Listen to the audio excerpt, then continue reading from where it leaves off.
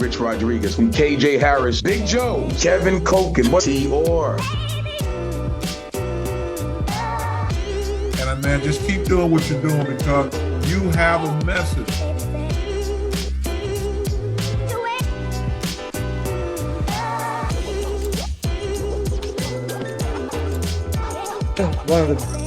I think one of the greatest college running backs ever, obviously in the history of West Virginia, but also if you look at the stats, what he did in college football.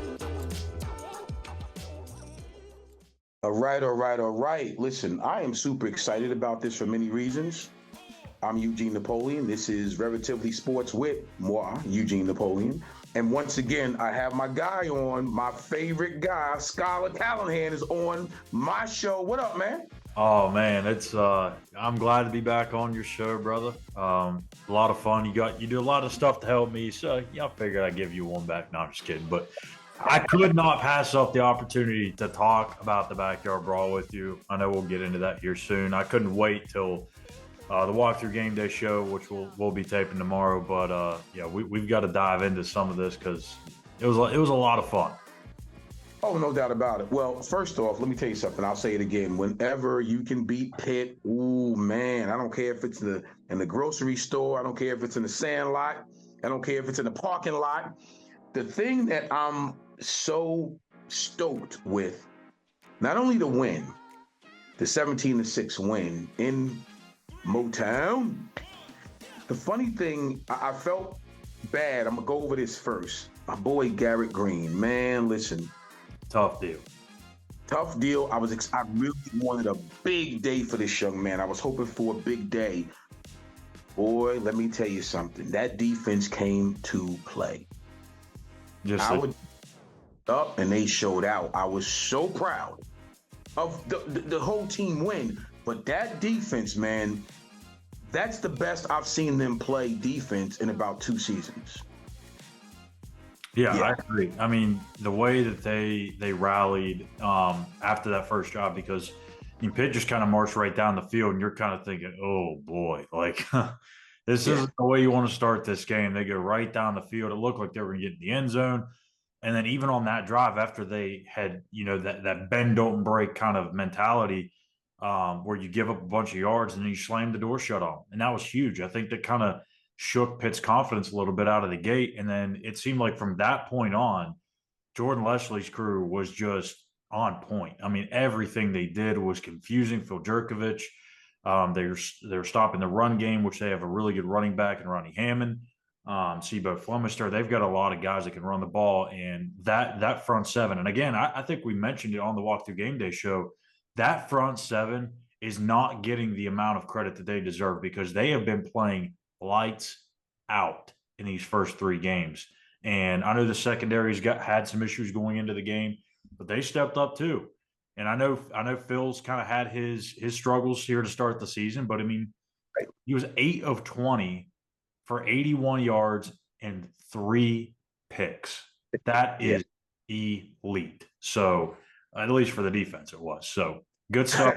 These defense, they found some answers. And hopefully they can continue this into Big 12 play because they're going to need it this week.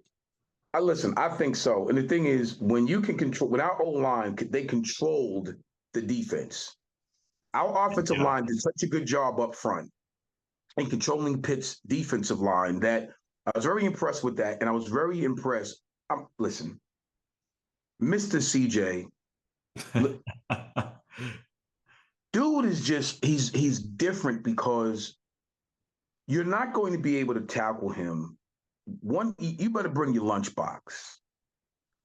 Every time this dude totes that rock, he really does have a mean streak in him when it comes to a would-be tackler. He's going to let you know, I'm going to be here all game.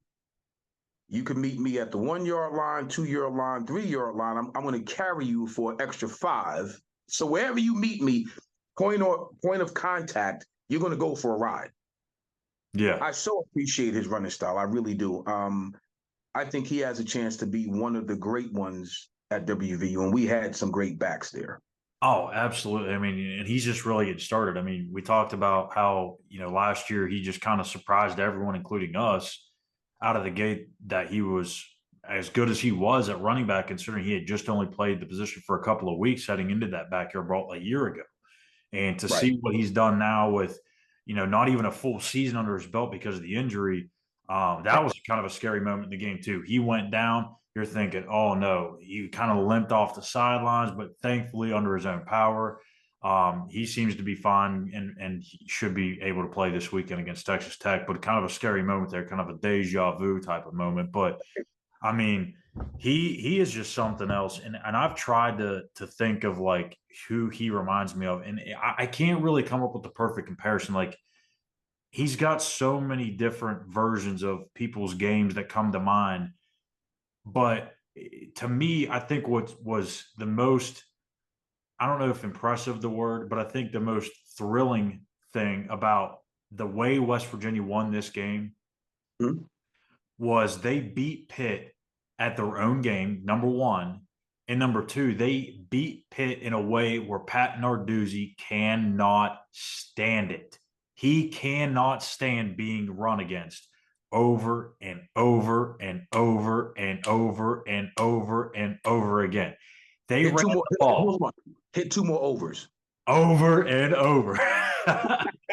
and about 41 more of those overs because West Virginia ran the ball 51 times for 151 yards. Now, again, that's not a great efficiency number. That's 3 yards a carry, but that is a game where it's ugly. It's a slow, painful death for Pitt, right?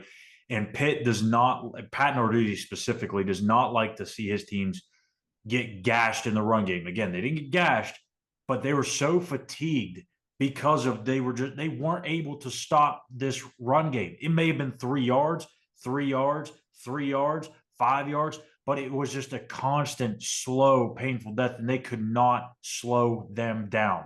And that's That what goes to really show makes you that win even better. that's a punch in the mouth. That's what that is. Yeah. You're a defensive minded coach, and you're saying this is what's not. Conversely, on offense, we want to control the clock. We want to run the ball. We want to make sure that we keep your offense off the field by your defense off the field by us. I mean, your offense by us controlling the ball. You keep it on the ground. So Yeah. for that to happen to them, absolutely, it's nauseating It is. because you're getting a steady dose of what you like to do to everybody else, but now it's happening to you and you can't stop it. Exactly. Oh, And I think too, you, myself, a lot of people have fairly criticized Neil Brown, right? And I think in this game, we all have to give him a tip of the hat because you lose your starting quarterback on the second drive of the game against your right. heated rival. You're forced to put in a redshirt freshman quarterback who's only played really kind of one game Right. against Power Five competition, and for you to be able to come out of that game with a win is impressive. And I know they only threw the ball 11 times. Nico was 6 of 9, Right. but they didn't need to throw the ball. Nico No. did what he was asked to do. He managed the game well. And I think, again, it's a testament to Neil and his game plan. He didn't stray away from it. He knew what kind of game he was going to be in. He was in a rock fight. And he said, you know what? If we're going to get in a rock fight, we're going to stick to our game plan. We're not going to start asking our redshirt freshman quarterback that's never played a whole lot to go in there and start throwing the ball 35 times. Like, we're going to stick to what we do best and lean on that run game. I love the fact that the big guys up front took care of their business and they were moving Pitt defensive line around. Zach Frazier, 14 knockdowns in this game. There was at least 3 times where I saw him just chuck a guy flying 3 or 4 or 5 yards down the field. It was a sight to see. Zach Frazier is a legit dude. Beautiful thing, wouldn't it? Now, here's what I want to know. Here's what I want to know. You was there in person in the action. How did that feel, my guy? Oh man, it was crazy. I mean, I think at first there's a lot of energy in the stadium, okay, and there's a lot of anticipation, rightfully so.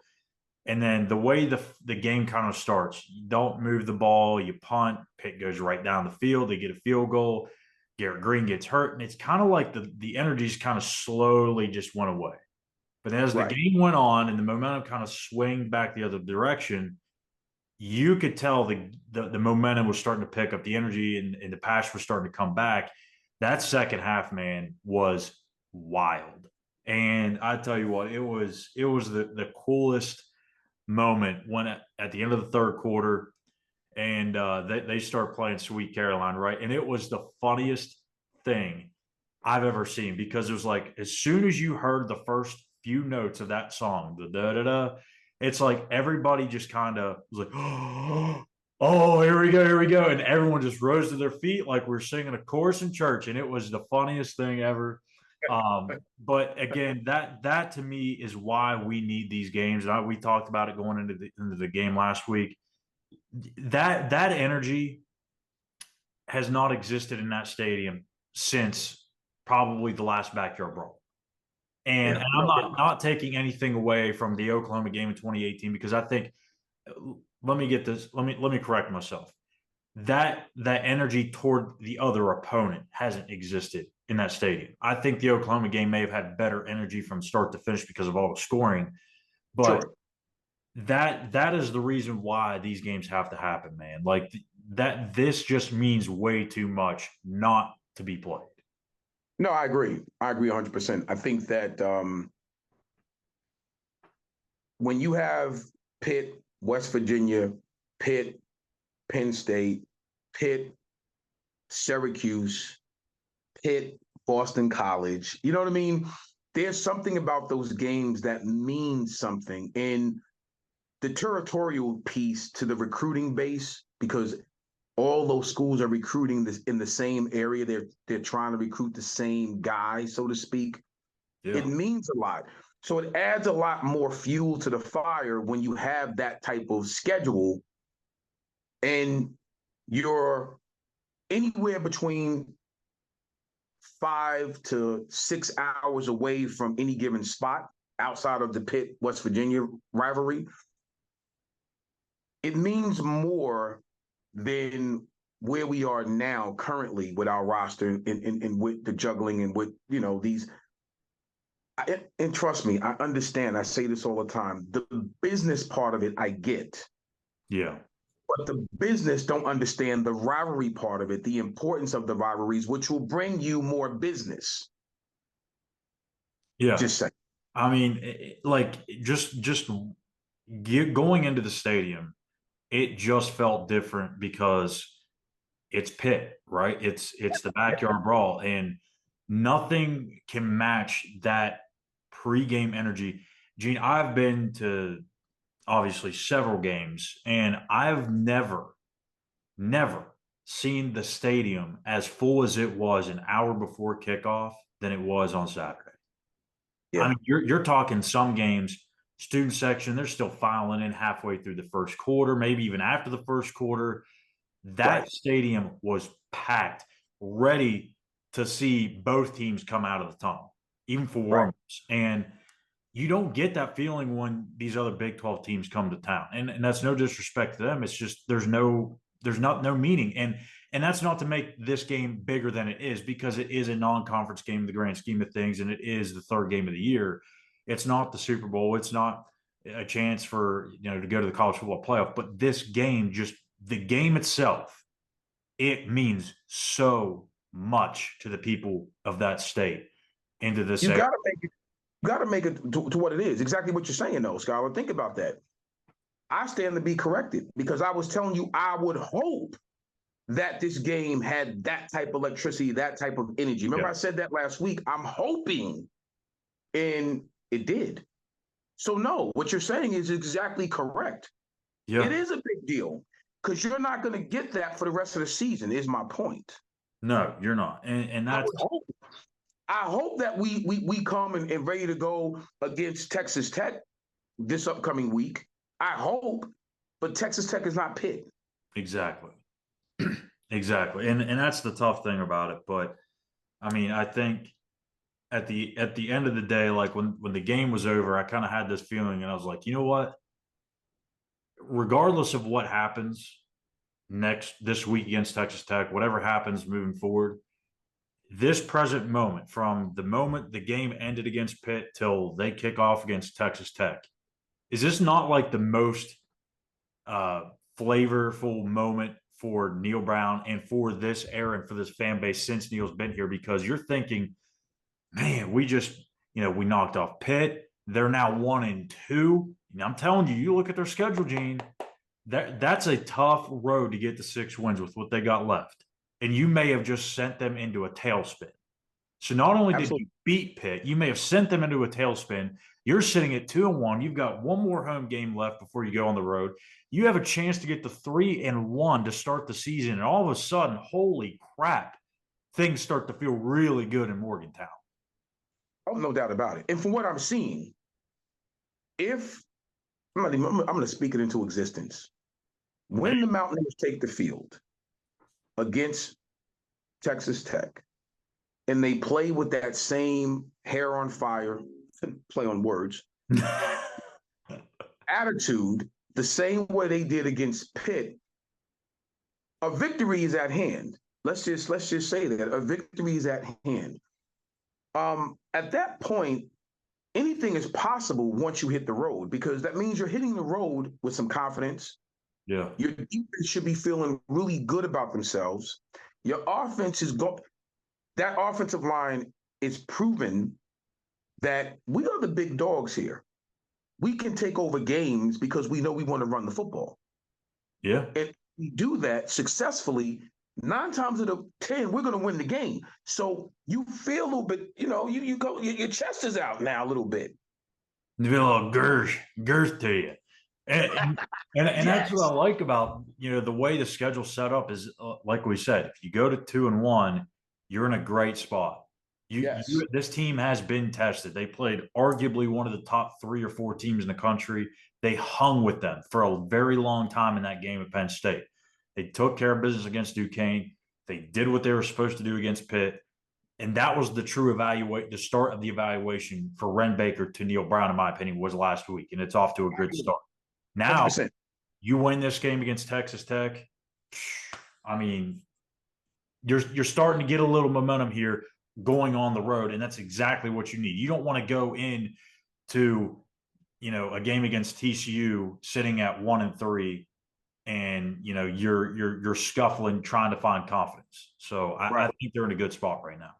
Oh, listen, I'm excited about it. I really am, because at 3-1, hitting the road, anything could happen. Anything is possible, and you're halfway to bowling.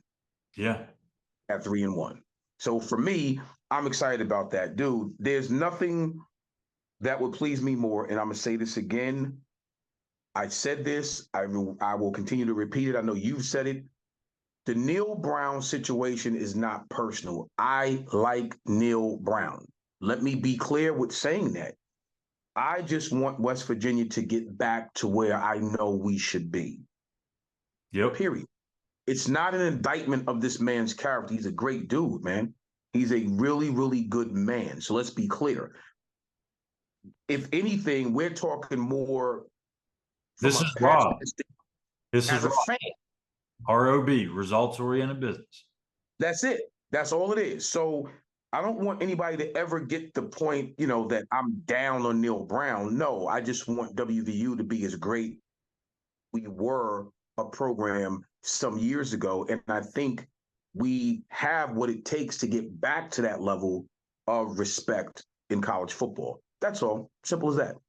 Yeah. I mean, I think they can. I think they've got a great opportunity to do so. And, regardless of who's a quarterback, I still think they have a chance just because of that running game, the way they can lean on that offensive line and defensively. If they play like that, I mean, they've got a chance to do something special. Now, again, they're not going to be playing Pitt every week offensively. This week upcoming against Texas Tech, that's a whole different beast. They like to go up tempo. They're going to try to run 80, 90 plays if they can. Absolutely. So that's a whole new challenge. But that if they fare well against Texas Tech, that'll be a true tell sign of what this team could be capable of. Real quick, the proof is in the pudding. And how do you stop tempo? You stop tempo with controlling the ball when you have it. Exactly. So tempo is out on the field.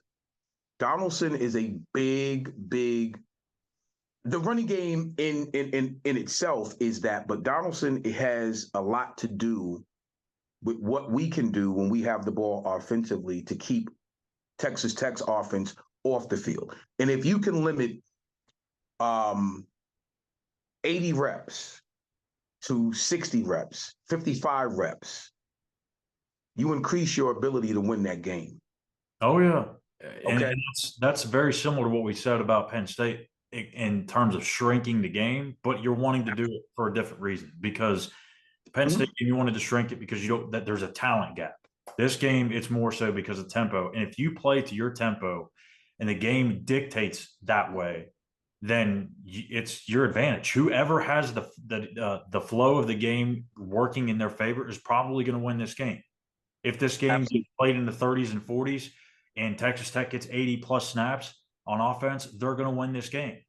If West Virginia keeps it more even in the games in the 20s, West Virginia's going to win the game. It's simple. And what people don't really understand about how important tempo really is, because whoever has a tempo obviously controls the pace of the game. And if you have 80, 65, 70, 80 snaps, that means your defense is on the field too much. Exactly. Way too much. So you don't want to put them in that position. But if you can shrink that game as far as reps are concerned, and like I said, you're in that 55 to 60 rep count with a team like Texas Tech, they're in trouble. Because conversely, guess what? That means their defense is on the field a little bit too much. And when you're getting pounded by a really good run game, man, you got to come up and make business decisions after that point. Third quarter is a little bit different than the first quarter when you're getting a constant 3, 4, 5 yards. That's where I want to be, against Texas Tech this Saturday. I want to be in that rhythm where we're controlling the line of scrimmage. Our backs are picking up 3 to 4 to possibly 5 yards. We can dink and dunk a little bit without QB, keep them honest a little bit, but really control the line of scrimmage. There's no way that if that's the case, Texas Tech leaves Morgantown with a victory. Yeah, and I think I'll note this too. Like, I think the same way West Virginia doesn't want Texas Tech to get 80 snaps, I think Texas Tech doesn't even want West Virginia to get 50 or 55, because those 50 to 55 equal about the 80 that Texas Tech can put on you because they're up tempo, because they're hammering the ball at you constantly, and you are getting fatigued faster in that 50 to 55 than you are at 50 to 55 in the Texas Tech. You see what I mean? Because of the physicality. So absolutely, that there's a different way to wear defenses down. Texas Tech doesn't want to deal with CJ Donaldson in that running game for 55, 60 snaps. They just don't. But they're going to have to. They're going to have to. You coming to Morgantown, baby. That's what you're coming into, period. Yeah. As always, brother, man, it's good. I'm glad that we had a chance to catch up a little bit, talk a little bit of Pitt, West Virginia. Always a pleasure. So I will see you next time on Relatively Sports. I got a few guests lined up, so the next few weeks will be interesting. Awesome, man. Well, I appreciate it. And thank you for having me. And also, don't forget, next here in a couple of days, here on Thursday, Gene and I will be breaking down West Virginia, Texas Tech on the Walkthrough Game Day show too. You got it. All right, my brother. Listen, we'll catch up.